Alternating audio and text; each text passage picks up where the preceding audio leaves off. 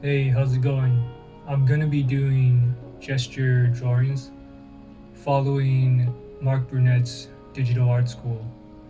So, I've been following Marc Brunet's digital art school for about 3 to 4 weeks now, and I'm working on term one, almost done with it actually. And one of the focuses of uh, the art school is anatomy. And so for term one, that includes gesture drawings and some more detailed life drawings and proportions and things like that. So here I'm going to be doing 1 minute gesture drawings.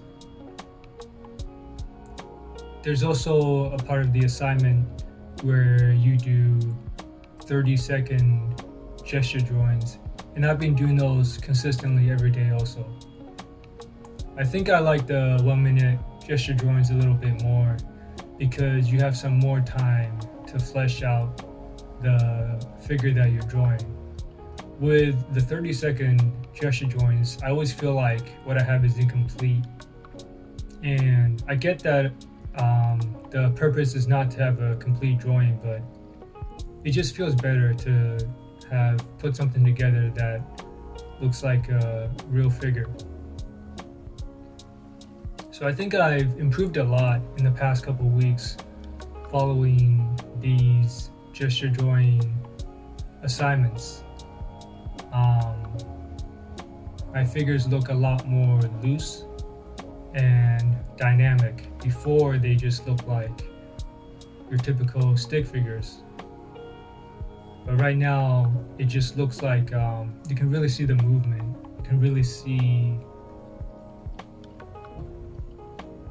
You can really get a feel for how the model is posing by looking at my gesture drawing. Now, I still need to learn a lot more about anatomy, so specifically the muscles and the bones and how everything connects together. This term one assignment is just the external, the simplest layer I think for figure drawing is gesture drawing, where you're just drawing out the skeleton and the main shapes. So the way I like to do them is just to draw the action line, draw three shapes for the head, the upper torso, and the pelvis, and then draw out the skeleton of the limbs and attach hands and feet to them. I've been drawing on this Huion digital tablet. It's kind of tricky because there's a disconnect between where my hand is drawing on the tablet and where the cursor is on the screen.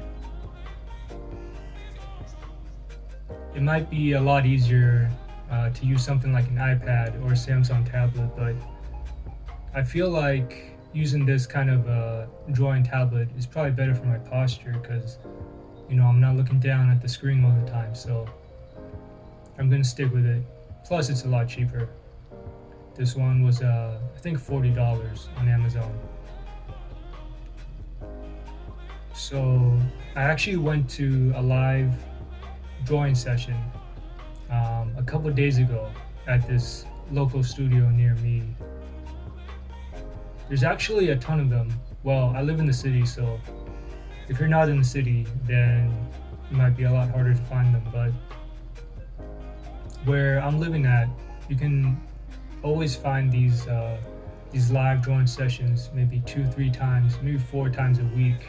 And this one only cost me $12 for 2 hours, which I think is a pretty good deal. It's also a great way to meet other artists. Um,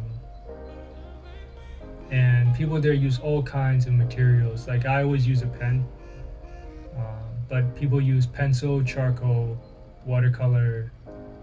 Some people do it digitally on a tablet. I've even seen paint.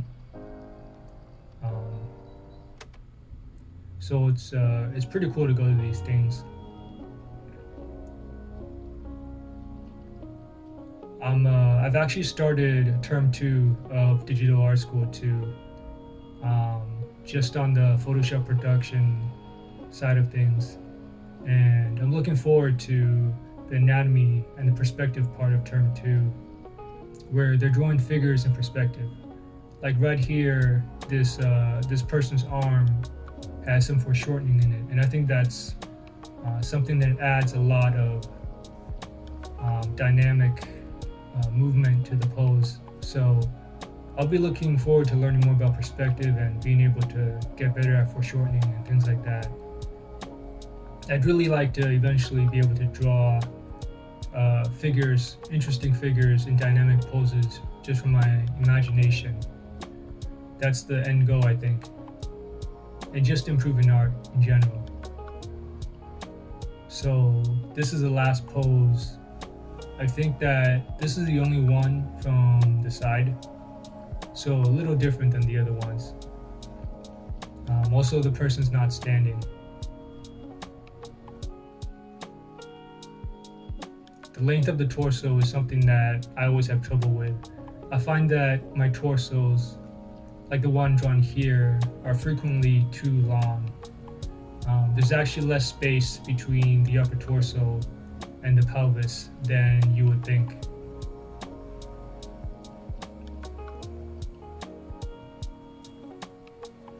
But all in all, I think these turned out pretty well.